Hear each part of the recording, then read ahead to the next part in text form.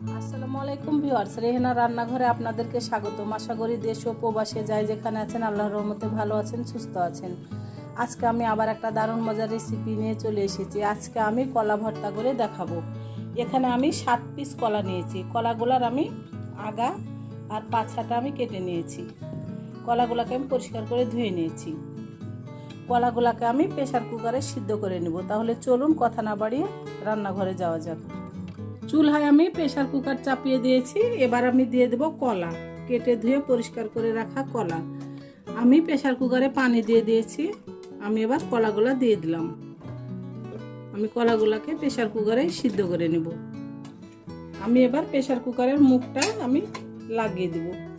Pressure কুকারের মুখটা আমি লাগিয়ে দিয়েছি। এবার আমি গ্যাসটা অন করে দেব।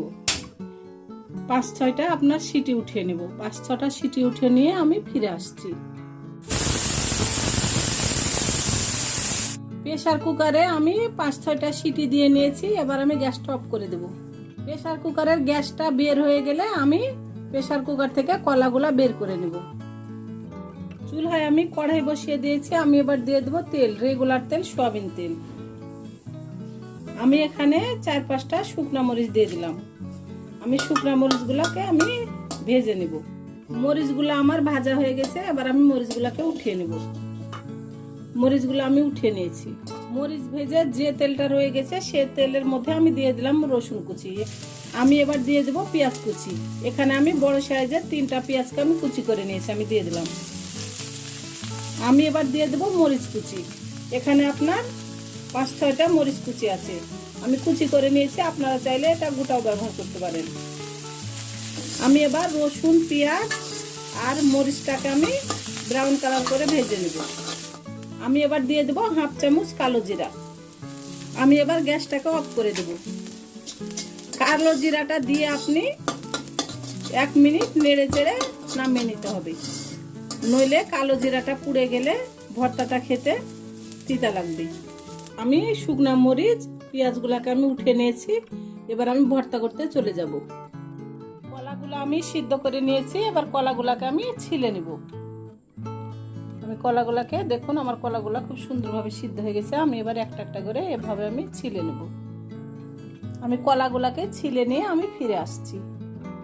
কলাগুলা আমি ছিলে নিয়েছি। এবার আমি এই চোচাগুলো আমি ফেলে দেব। কলাটাকে আমি ঠান্ডা করে নিয়ে আমি ফিরে আসছি। আমি এবার মরিচের বুঠাগুলো আমি ফেলে দেব। মরিচের বুঠাগুলো আমি ফেলে দিয়েছি। এবার আমি দিয়ে দেব স্বাদ অনুযায়ী লবণ।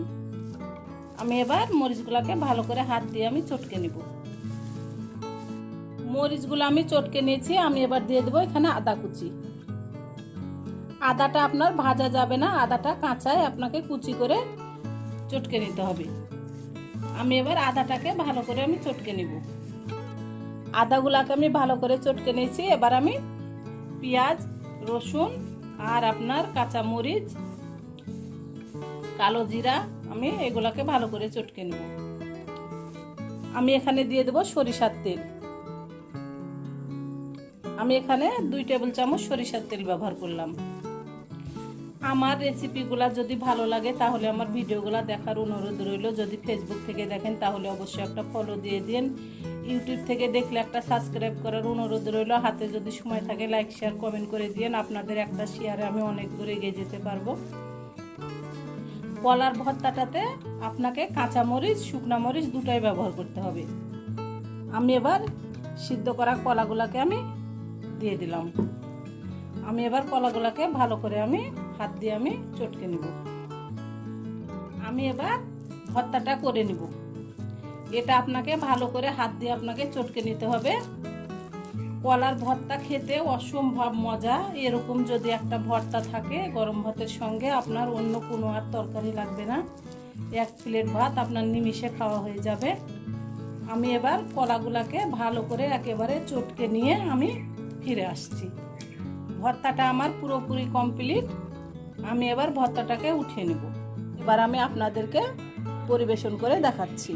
হয়ে গেছে আমার পরিবেশন করা। আশা করি আমার রেসিপিটা অবশ্যই ভালো লাগবে। যদি ভালো লাগে তাহলে আমার চ্যানেলটিতে লাইক, কমেন্ট, শেয়ার করতে ভুলবেন না। বেশি বেশি করে সাবস্ক্রাইব করার অনুরোধ রইল।